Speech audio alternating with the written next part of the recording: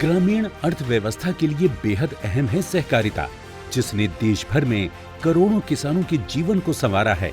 प्रधानमंत्री श्री नरेंद्र मोदी जी ने इस क्षेत्र के महत्व को समझा और सहकार से समृद्धि को मूल मंत्र मानकर इस क्षेत्र के कायाकल्प का संकल्प लिया।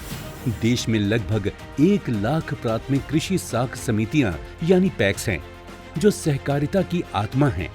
इनका इतिहास 100 साल से अधिक प्राचीन है। पैक्स देश में सबसे निचले स्तर पर कार्य करते हुए किसानों को ऋण की सुविधा उपलब्ध कराती हैं। ये सहकारी समितियां अपने बायलॉज के हिसाब से चलती हैं। कई पैक्स के बायलॉज दशकों पुराने हैं और इनमें समय के साथ परिवर्तन की जरूरत है। माननीय सहकारिता मंत्री जी के नेतृत्व में सहकारिता मंत्रालय ने देश के तमाम पैक्स को बहुउद्देशीय और बहुआयामी बनाने के लिए सभी राज्यों, केंद्र शासित प्रदेशों और अन्य हितधारकों के परामर्श एवं सहयोग से पैक्स के लिए मॉडल बायलॉज तैयार करने की ऐतिहासिक पहल की है। भारत सरकार एक मॉडल बायलॉज बनाकर भेजी। इसके अंदर हम पैक्स को मल्टीपर्पज, मल्टी डायमेंशनल बनाना चाहते हैं। 25 प्रकार की गतिविधियां पैक्स के साथ जुड़ी। मॉडल बायलॉज को अपनाकर पैक्स विभिन्न प्रकार के व्यवसाय करने के लिए स्वतंत्र हो जाएंगे, जैसे कि अब पैक्स डेयरी, मांसिकी जैसे कारोबार कर सकेंगे। उर्वरक, बीजों की खरीद के साथ साथ अब ये एलपीजी एजेंसी और पेट्रोल पंप खोल सकेंगे। पैक्स के सदस्य बैंकिंग एजेंट के रूप में कार्य करते हुए बैंकों और किसानों के बीच की दूरी को कम कर सकेंगे। इसके साथ ही पैक्स कॉमन सर्विस सेंटर खोल सकेंगे।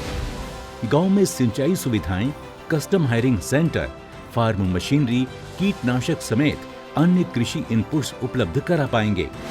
इसके साथ ही गांव में कृषि इंफ्रास्ट्रक्चर जैसे गोदामों, cold storage, grading, packaging unit, प्रसंस्करण इकाइयों की स्थापना भी कर सकेंगे। इन सभी कारोबारों से पैक्स आर्थिक रूप से सशक्त होंगे और इनसे जुड़े किसानों की आमदनी में बढ़ोतरी होगी। मॉडल बाय लॉज पैक्स के कामकाज को व्यवस्थित करने और उनमें दक्षता, पारदर्शिता और जवाबदेही बढ़ाने में सहायक होंगे। इसके लिए कई प्रावधान किए गए हैं। समिति से जुड़े आवश्यक विषयों पर चर्चा के लिए सदस्यों द्वारा समिति की वार्षिक सामान्य सभा वित्तीय वर्ष के समापन के 6 माह के भीतर की जाएगी। समिति का निदेशक मंडल पैक्स के कुशल प्रबंधन को सुनिश्चित करेगा। निदेशक मंडल में 2 सीटें महिलाओं एवं 1 सीट अनुसूचित जाति अथवा जनजाति के सदस्यों के लिए आरक्षित रहेगी। निदेशक मंडल समिति का अध्यक्ष चुनेगा, जिस पर समिति और उसके सदस्यों के समग्र विकास और प्रगति की जिम्मेदारी होगी। सीईओ का चयन भी निदेशक मंडल द्वारा किया जाएगा, जो समिति के दिन प्रतिदिन के मामलों और प्रशासनिक कार्यों की देखरेख करेगा। प्रत्येक वित्तीय वर्ष की समाप्ति के 30 दिनों के भीतर समिति ऑडिट के लिए आवश्यक खाते का विवरण तैयार करेगी और उसे ऑडिटर के समक्ष पेश करेगी। नए बायलॉज में पैक्स के माध्यम से किसानों को सशक्त करने के लिए कई प्रावधान किए गए हैं। पैक्स किसानों को खेती के लिए कम अवधि के लोन के साथ साथ लंबी अवधि के लिए ऋण दिलाने में भी मदद करेंगे। अधिक से अधिक किसान परिवार लाभान्वित हों, इसके लिए पैक्स की सदस्यता के दायरे को भी बढ़ाया गया है। मॉडल बाय लॉज में सदस्यों की चुनाव प्रक्रिया को समयबद्ध तरीके से करने और सदस्यता के नियमों में स्पष्टता बढ़ाए जाने से पारदर्शिता और जवाबदेही बढ़ी है।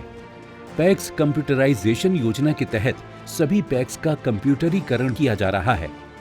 अब तक देश में अधिकतर राज्यों और केंद्र शासित प्रदेशों ने पैक्स के लिए मॉडल बाय लॉज को लागू कर दिया है और बाकी राज्यों में इन्हें लागू करने की प्रक्रिया चल रही है। मॉडल बाय लॉज करोड़ों किसान परिवारों के लिए एक नए अध्याय की शुरुआत है, जो पैक्स के माध्यम से किसानों की आमदनी में वृद्धि के नए रास्ते खोलकर करोड़ों किसानों को आत्मनिर्भरता की राह पर आगे बढ़ाने में बेहद अहम है। जब देश के करोड़ों किसान और हर एक गांव बनेगा आर्थिक तौर पर सशक्त, तभी तो पूरा होगा आत्मनिर्भर भारत का संकल्प। आइए सहकारिता के इस नए आंदोलन का हिस्सा बने। अधिक जानकारी के लिए संपर्क करें